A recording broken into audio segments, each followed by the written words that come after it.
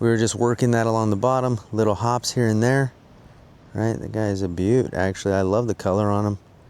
He's looking mean. He's got those dorsal fins up, right? And each one of those dorsal fins right there. Some fish are legendary, some are sacred, and some will test everything you've got. Across North America, indigenous tribes have fished these waters for centuries, carving traditions, ceremonies, and survival from every catch. Now, we travel deep into their ancestral homelands to uncover stories behind the fish that shape their cultures, and catch some absolute giants along the way. From the raging rivers of the Pacific Northwest to the untouched lakes of the Great Plains, we're hooking into monsters that fed generations and diving headfirst into the traditions that keep them alive today. I'm Robert Jacobo, and this is IndigeFish, Tribal Tales. Are you ready to chase something big?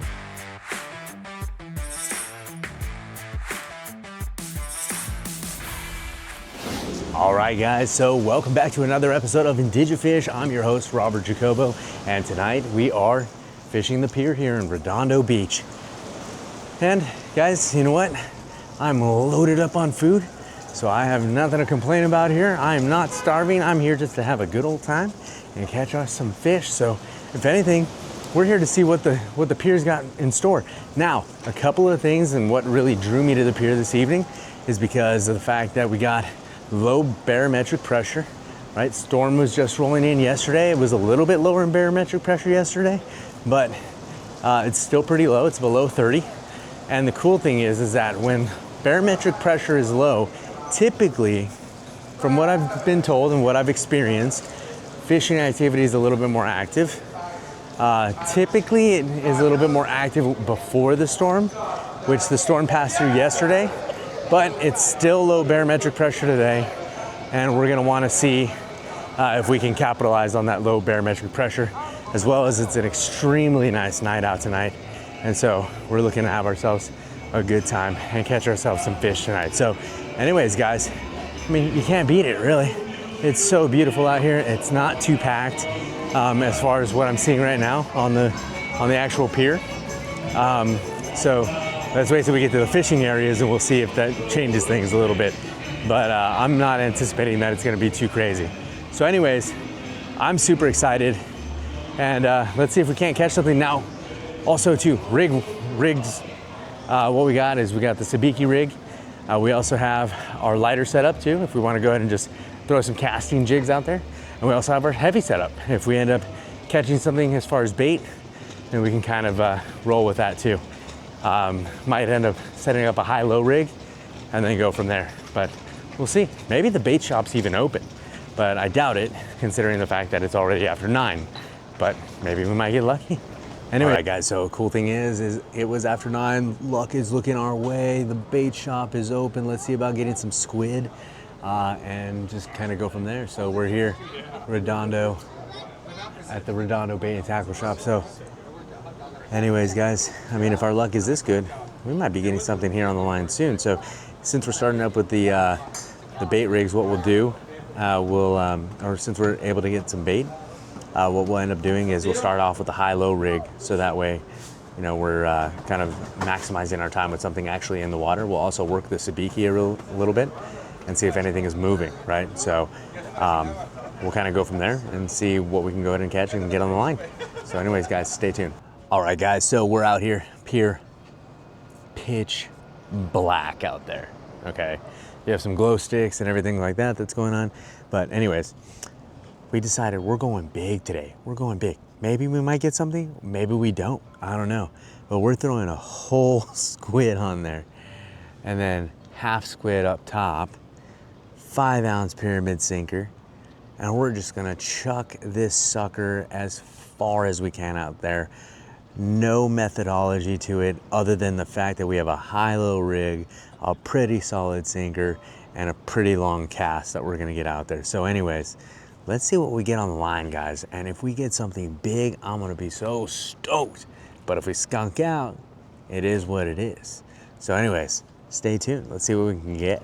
All right, guys, so as most of you know, right? So we have our line out, right, our heavier line. I don't know if you guys can see it very clearly, but You have my rod, lines right here, tight lines, tight lines. Anyways, as y'all know, during fishing, we have a little bit of downtime. So what we're gonna do is we're gonna get our Sabiki rig lined up with some squid. Now, what I've done is I've actually taken the squid. Normally, it looks kind of like that, right?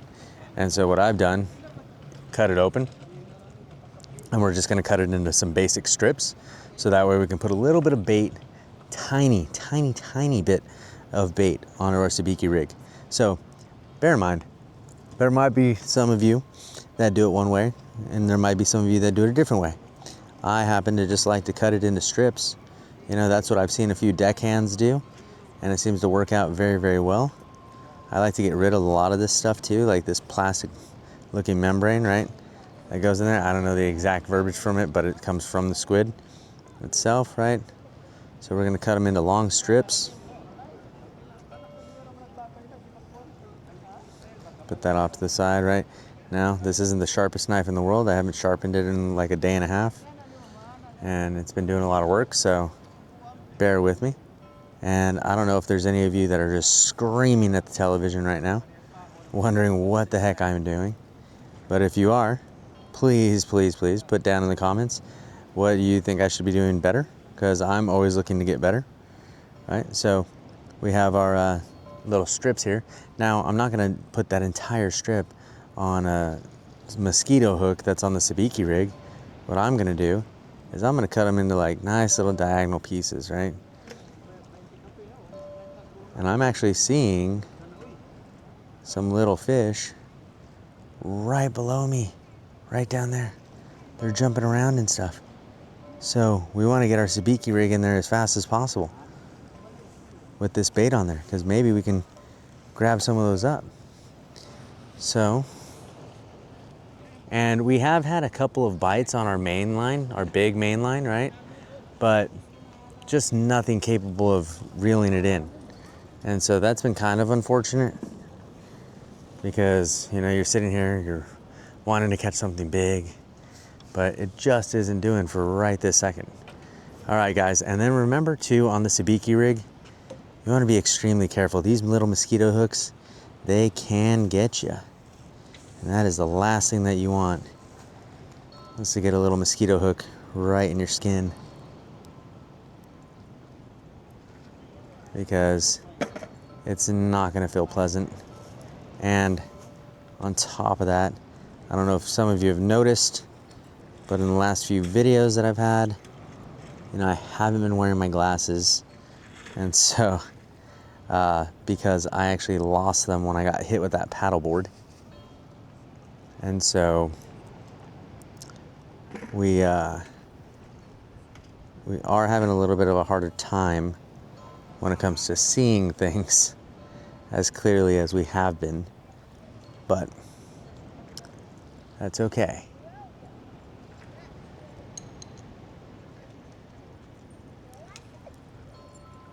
And also too, guys, I want to hear from you guys too, like, what are some of your favorite ways to catch some of these bait fish off of the pier? Because, I mean, obviously, I want to learn and become way better than what I'm starting out. Right? And every day that I'm fishing, I'm learning new techniques, whether it's fishing for corbina in the surf. My latest project, actually, and let me know if any of you guys want to come along, is kind of really learning how to fish for halibut, because I haven't caught illegal yet this year. I haven't caught any halibut yet this year, let alone illegal. All right, guys, and right where those fish were, we're just gonna drop the Sabiki right in that zone. Obviously, we wanna fish where the fish are, and let's see if we're gonna start to feel little nibbles or little bites here soon.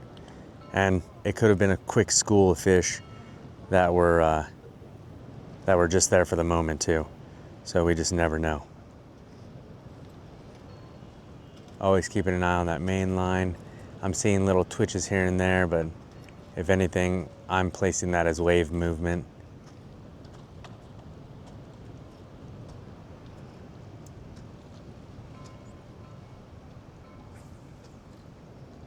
But it is a very, very, very nice and calm night out here, especially after a stormy night like last night. It's pretty awesome. Oh, I'm seeing some hard twitches right now.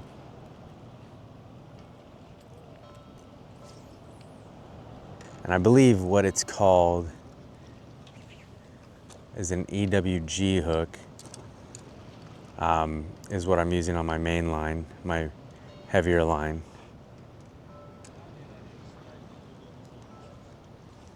So we'll see. I haven't been able to hook anything yet, and normally what I use out here are circle hooks because they're just kind of meant to be self-setting. So let's go over here really quick, keep a quick eye on this. And what I'm really watching here, right? I have my 30-pound mono on here, but what I'm really watching is to see the differential between, you know, this just moving, because the waves themselves are going to cause this to move, right? They're going to cause it to go up and down and stuff like that. It'll look like a fish is on, but as you get better at watching this, you'll realize that it's just the wave moving your weight or your bait up and down and stuff. And remember, we have some pretty big baits on there. So if anything is looking to swallow it, it's going to possibly be a pretty big fish. So, and then over here, we have the sabiki, but what we have at the very end is a torpedo sinker that's down at the bottom. It's holding it down at the bottom, so we have a little bit of tension in the line, but relatively kind of loose, but not so loose to where we're not going to be able to get anything. Now, I just saw a fish kind of jumping in the area, so I'm going to see about moving this into the area where the fish might just be.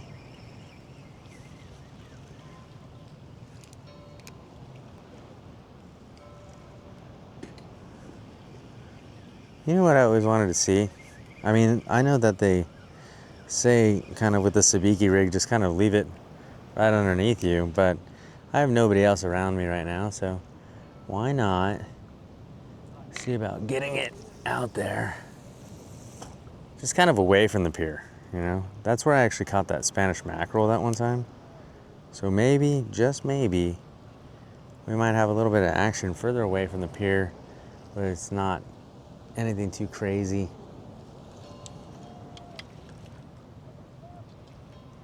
So let's see if we can't get any action going that way. But I'm seeing fish, and it kind of is a testament, right, to that whole concept of the barometric pressure. These things are kind of like in a feeding frenzy right now. Just seems like they're not going for the squid. So we also have some scents, right? Some of the Catman scents. So maybe we think about throwing some anchovy on some squid, kind of throwing a little bit of a little bit of trickery in there, and see if that might be something that is worth the try. So anyways, guys, stay tuned for a little bit more. All right, guys, so we have our first catch of the night, our nice little sculpin. Now remember, we don't want to hit these guys' dorsal fin there, right? So we were just working that along the bottom, little hops here and there, right? The guy is a beaut, actually. I love the color on him. He's looking mean. He's got those dorsal fins up, right? And each one of those dorsal fins right there, little spine, right? With a little bit of a toxin there. Nothing too crazy or dangerous for a human being, but it definitely is going to add a little bit of pain to your night. So let's go ahead and get this guy off. But ultimately, all we were doing, I saw him swim off. All we were doing was just jigging it along the bottom, right? And so let's go ahead and get this back out there and just work it again. Now I am able to cast a lot further. This is on, you know, a 20-pound line as opposed to a 30-pound monofilament line, and we're using an 8.5-foot pole versus, you know, a 7-foot pole, and on top of that, a lot less weight, right? So, and all we're doing is just a nice little cadence right there with our line or with our reel, reeling it in. just nice little jerk every now and then, right?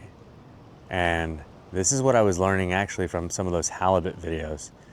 And when I originally was thinking about it, as you know, as I got it out there and I'm reeling it in, I'm thinking there's a possibility that we get a halibut instead of, you know, a rockfish like a sculpin. But at the same time, it's the evening, so different fish or different time of day, different predatory species. So it all just depends on what comes out at night. All right, guys, I think we're on something here. So, oh yeah, I think we are. Once again, that little swim bait. Let's make sure that we can get them up. Remember, the pier can be tricky at times. Let's get out in front of this thing here. Let's see what we got. When they're on top of the water like that, you want to go really slow, right? Because they're going to kind of try to kick, try to get out of it. All right, roughly about the same size, same species. So I think we can definitely get them out of that without dikes, but I'm like, I don't know where I set my dikes. There we go.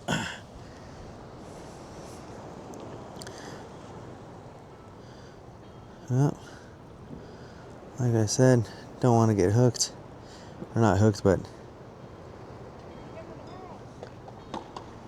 that's not necessarily helpful to have my line on my hook. There we go. My line was in the barb a little bit. Alrighty. I'll go ahead and get that dike in there. Okay. Nice and simple.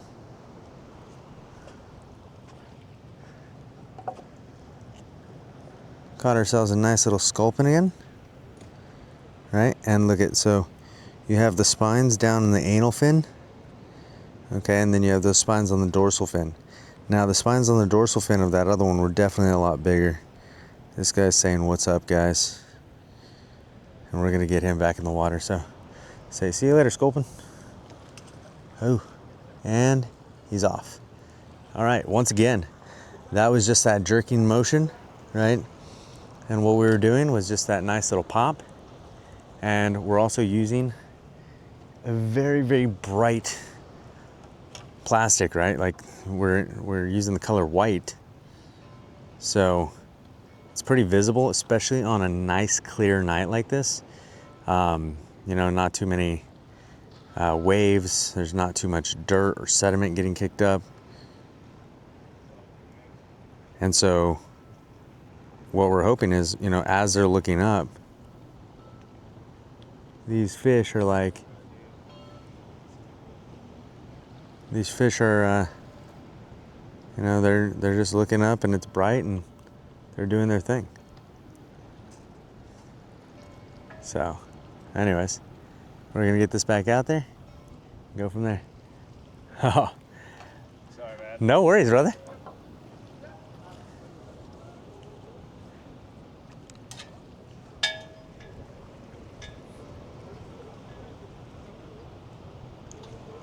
And just wondering when the rest of these lines are gonna get something on them.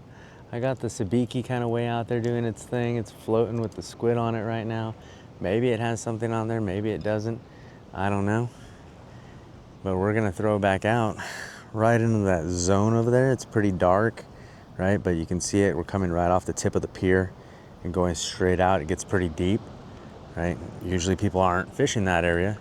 And if they do,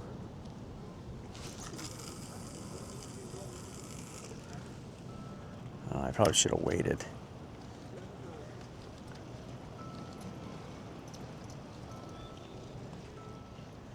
This might be a tricky one to get back in. So, because I got to go right between my lines here.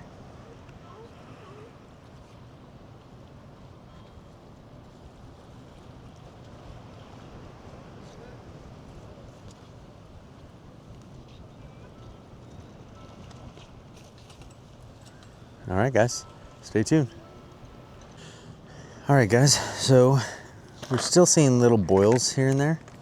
So what I'm thinking is smaller fish, smaller bait. We decided to go ahead and put on this huge one, right, that we ended up getting from the tackle meet a little while ago. And that was just mainly for fun, right? We were like, hey, let's just try it out. Let me show you guys here in just a second. So, we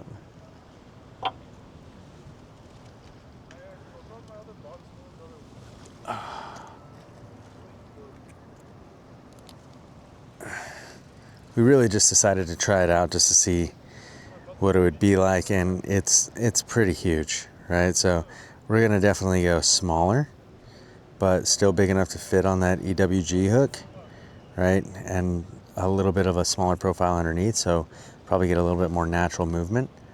But we were hitting on that really white fluorescent like color, right? The only problem is that my soft plastic with white, like pure white, actually is out of commission. After that second Sculpin, it kind of was just torn to shreds. So let's go ahead and get this guy on the hook now. He's a little translucent, more of a natural color, kind of similar to an anchovy.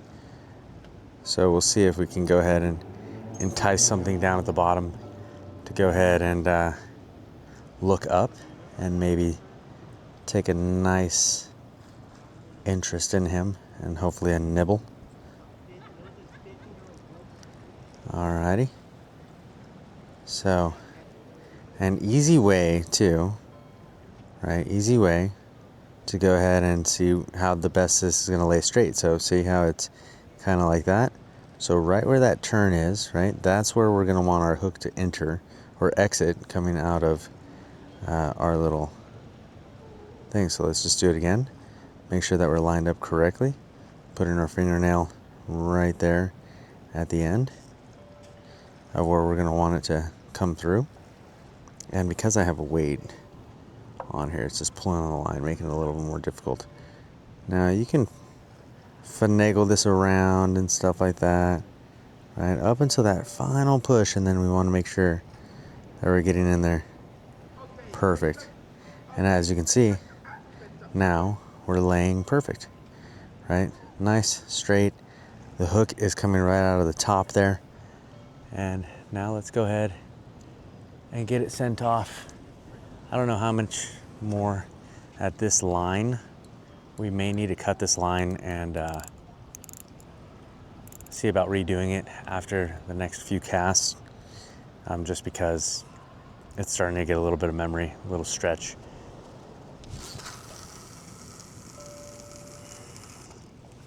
Okay. And wow, it is such a calm night. So calm. All right, we're at bottom, and let's just, we twitch, we reel in our slack, twitch, reel in your slack, twitch, reel in your slack. You can go twitch, twitch, twitch, twitch, twitch, reel in, twitch, right? And it's just the natural motions that a possible bait fish might be making underneath, right? And whatever is staring upwards is possibly gonna wanna take a bite out of that. So, anyways, guys, let's see if this smaller bait is gonna work. So stay tuned. So we're coming to the conclusion of the evening. I don't even know what time it is. It's not necessarily too late, but it's at the same time late enough to where I wanna get ahead and get the heck out of here. Now, on our drop shot to where we were just using the small little fluke, that did well. We weren't able to pick up anything additional to those Sculpin, but the fact that it came off with two right off the bat, right? Putting the drop shot in there, doing the work, that was phenomenal. Then we've been seeing bites happen on this heavier line. The only thing is that what'll happen is just a sharp boom and nothing sticking on. So what that tells me is either I have a very, very, very elusive fish, or what I have is a lobster potentially grabbing on, and then what it does is it kicks off. Now, these hooks are a little bit bigger. It's not like a mosquito hook or anything. So with the hook being a little bit bigger in size, when the lobster kicks off and tearing off a piece of that meat from the squid, it pulls the line really hard, right? Pulls the line really hard, makes it look like you have a big bite. But then if you let it sit there for a second, it doesn't end up coming back. Or if it does end up coming back, they're very, very, very small nibbles going from there. So I'm gonna guess it's a lobster. A guy caught a lobster next to me earlier. So yeah, we're gonna go ahead and reel it in, get it cleaned up, get all the squid and everything like that, go ahead and throw that in the water as far as the bait goes, and then go ahead and get cleaned up and then head back home. So anyways, guys, we got 2 tonight. Remember, we can only ask for 1, so the fact that we got 2, that is a bonus. And they were 2 nice little cute little sculpin, and so we're gonna be able to go home happy. Anyways, guys, until next time, take care.